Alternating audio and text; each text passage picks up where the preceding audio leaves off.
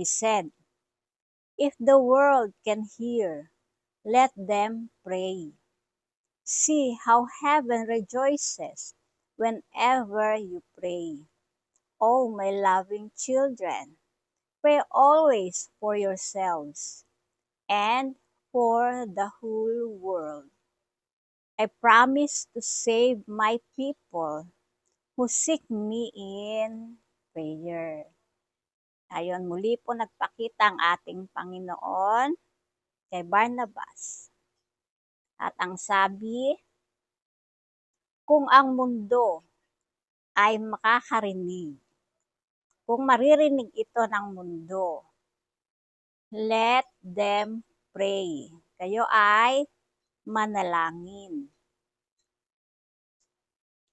Tingnan kung paanong ang langit ay nagre-rejoice tuwing kayo ay mananalangin.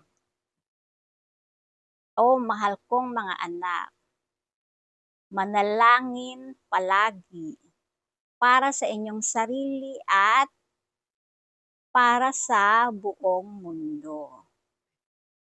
Ako'y nangangako na magsisave ng aking people na hinahanap ako sa pananalangin.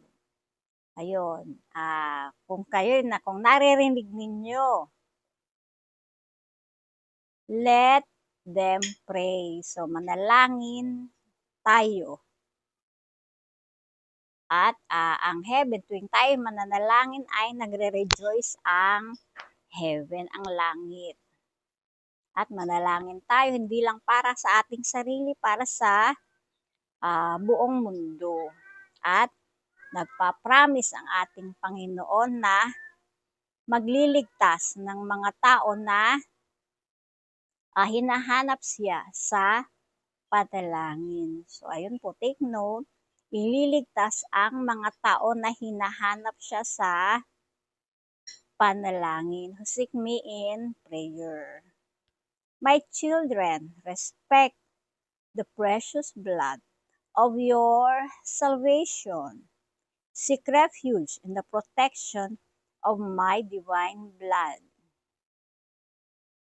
Whenever you ask my Father anything through prayer, be patient. My Father loves you.